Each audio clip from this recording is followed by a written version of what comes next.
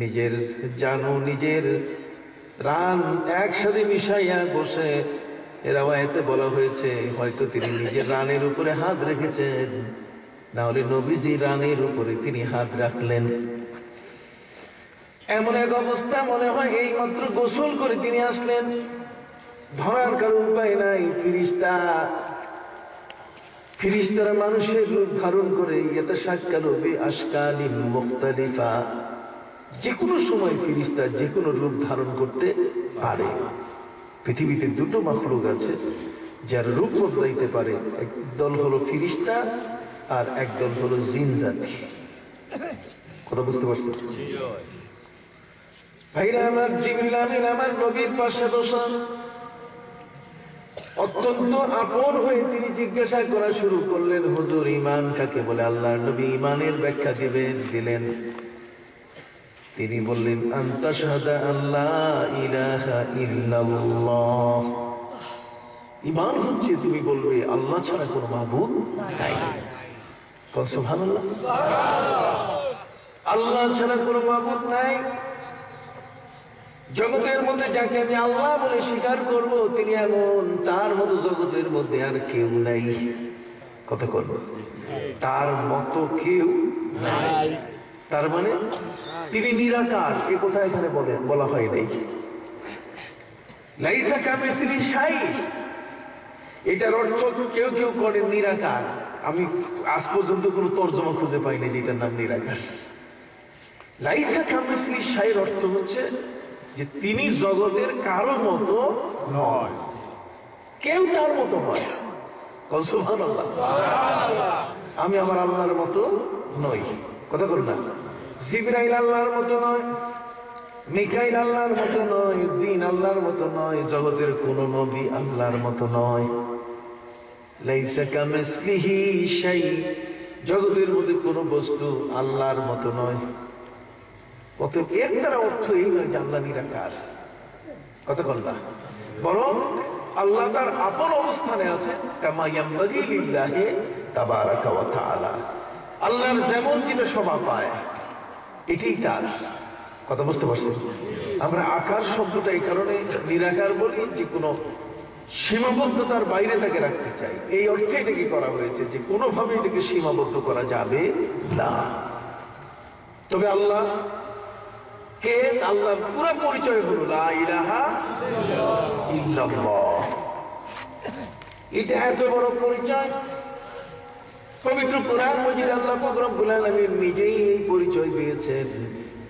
শাহিদাল্লাহু আন্নাহু লা ইলাহা ইল্লাহু ওয়াল মালাইকাতু ওয়া উলুল ইলমি কাইমান বিল কিসত লা ইলাহা ইল্লা হুয়াল আজিজুল হাকীম। বড় করে বল সুবহানাল্লাহ।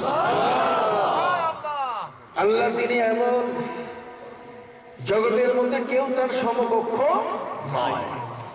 জিবরিল আমিন আল্লাহর পরিচয় পর নবীকে জিজ্ঞাসা করলেন, ইয়া রাসূলুল্লাহ মাল ইসলাম? রাসূল ইসলাম কাকে বলে?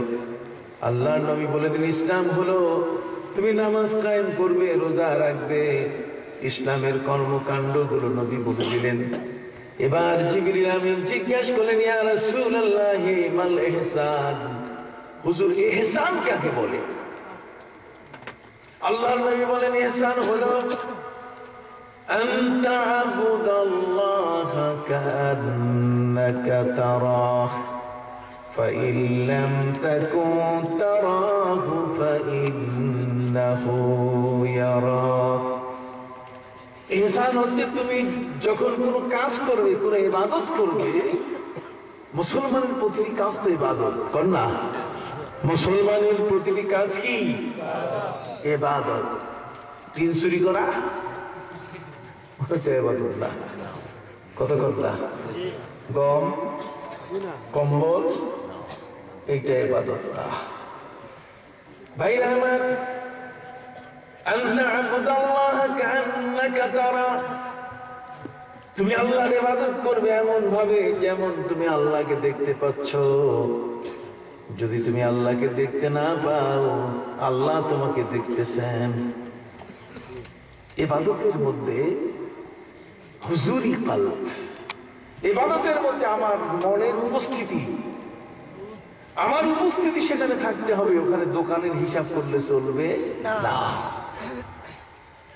ভাইরা আমার, সুফি ধর্মের যারা এখানে এসে অর্থ করেছেন আরেকটা,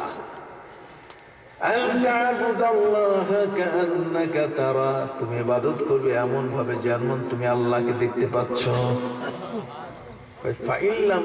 যদি তুমি নিজেকে অস্তিত্বহীন করে ফেলো, যে পৃথিবীর কারোর সাথে তোমার সম্পর্ক নাই, তাহলে হাদিস বলছে তারা হোক তুমি আল্লাহকে দেখতে পাবে। দুনিয়ার সাথে সমস্ত সম্পর্ক যদি তুমি বিচ্ছিন্ন করে ফেলো, তাহলে আল্লাহর দিদার পাইতে তোমার দেরি নাই। এই জন্য কবি বলেছেন, ইয়া ইলাহি মুঝসে মুঝকো দূর কর, ইয়া ইলাহি মুঝসে মুঝকো দূর কর, তাকে দেখো তুঝসে তুঝকো এক নজর, তাকে দেখো তুঝসে তুঝকো এক নজর। আল্লাহু আকবার। আমি জানি না আমার ওয়াজ আপনারা বুঝবেন কিনা। আজকে এক কঠিন জিনিস শুরু করছি। ইয়া ইলাহি মুঝসে মুঝকো দূর কর, হে প্রভু তুমি আমার থেকে আমাকে দূরে সরাই দাও। আমি আর মাওলানা কাফিরউদ্দিন নাই, আমি আর সালেহী নাই, আমি আর কেউ নাই। ইয়া ইলাহি মুঝসে মুঝকো দূর কর। এই জগতের আমার কোনো জমি নাই, জায়গা নাই, টাকা নাই, কোটি নাই, কিচ্ছু নাই। আমি আমার থেকে সব বিচ্ছিন্ন হয়ে পড়েছি। কুল ইন্না সালাতি ওয়া নুসুকি ওয়া মাহইয়ায়া ওয়া মামাতি লিল্লাহি রাব্বিল আলামিন। সুবহানাল্লাহ। হে নবী বলে দেন, আমার নামাজ, আমার কুরবানি, আমার জীবন, আমার মরণ, আমার জীবনের যা কিছু আছে সব আমি আল্লাহর নামে উৎসর্গ করেছি। আমি খাই যখন আল্লাহর নামে, আমি বসি আল্লাহর নামে, আমি উঠি আল্লাহর নামে। কন্যা কার নামে? এই জন্য পৃথিবীর মধ্যে কিছু অলি আছেন, কিছু দরবেশ এমন আছেন যারা কোনোদিন নিজের জীবনে কোনোদিন আমি শব্দ ব্যবহার করে নাই। আমি শব্দ ব্যবহার করিনি। আমি খাই, আমি যাই, আমি কই, কথা বুঝেন তাই? এই যে আমি শব্দটা উঠাই দিয়েছেন, তার কারণ আমি শব্দটা হচ্ছে আমিত্বের মূল বুনিয়াদ। আমিত্ব বুঝেন? অহংকার। আমিত্ব, আমি কে করেছে? আমি না, আমি কিছুই করি নাই। দোহারের মধ্যে একজন বুজুর্গ ছিলেন, একজন দরবেশ মানুষ ছিলেন, নবাবগঞ্জ, ঢাকার নবাবগঞ্জে। এই দরবেশ উনি বিয়ে করছেন। কি করছেন? দরবেশ বিয়ে করলে আমাদের জীবনের মতো অবস্থা। কথা বুঝতে পারছেন? আজকে সিলেট, কালকে রংপুর, পরশু দিনাজপুর, তারপরের দিন চিটাগাং। ঘরে সময় দেওয়ার সুযোগ আমাদের কম। কতক্ষণ না? সারাদিন গাড়ি চালাইতে চালাইতে যান শেষ, এরপর বক্তৃতা দিতে যান শেষ, তারপরে তো জীবন প্লাস্টিক। কথা বুঝতে পারছেন ভাইরা আমার? দরবেশ যারা দিনের প্রচারক, যারা দিনের হাদি, ওমান আহসানু কাওলাম মিম্মান দাআ ইলাল্লাহি ওয়া আমিলা সালিহান ওয়া ক্বালা ইন্নানি মিনাল মুসলিমিন, যারা আল্লাহর দ্বীন প্রচার করে, তাদের ঘুম নাই, তাদের আরাম নাই, তাদের বিহার নাই, তাদের কিছুই নাই। যেমন আল্লামা সাহেব কিবলা পুরতুলি রহমাতুল্লাহ, জীবনের আরাম ছিল না, বিরাম ছিল না, আহার ছিল না, বিহার ছিল না, আনন্দ ছিল না, উল্লাস ছিল না। আপনারা দেখেছেন সাহেব কিবলা রহমাতুল্লাহ আলাই যে ঢাকার চিড়িয়াখানা একদিন শখ করে দেখতে গেছে? আপনি কি দেখছেন কখনো যে আল্লামা সাহেব কিবলা ফুটবল খেলা দেখার জন্য মাঠে গেছে? কথা বল না। আল্লামা সাহেব কেবলা মুরিদদের নিয়ে চলো একটু পার্কে জগিং করি, তাই নাই? আল্লামা সাহেব কেবলা ফজলুল রহমতুল্লাহ আলাইহি ভক্তদেরকে নিয়ে গেছেন পাহাড়ে, গর্তের মধ্যে বসাইয়া চিল্লাকাশি করতে। কথা বল না। আমরা মসজিদে চিল্লা করি, আর সাহেব কেবলা করছেন কোন জায়গায়?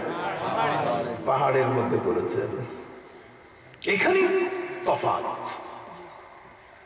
এই জায়গায় ইসলাম বুঝার মধ্যে পার্থক্য। কথা বুঝতে পারছেন? যে অন্ধ, তাকে যদি হাতির সম্পর্কে জিজ্ঞেস করা হয়, তাহলে সে অন্ধ বলবে হাতি হলো কিসের মতো? একটা কুলার মতো। তার মানে কানটা বিরাট লম্বা, ও তো দেখেনি। কথা কি বুঝতে পারছেন ভাইরা আমার? অন্ধের কাছে যদি হাতির ব্যাখ্যা চাওয়া হয়, অন্ধ সঠিকভাবে বলতে পারবে না। কোরআন এবং হাদিসের মূল অর্থ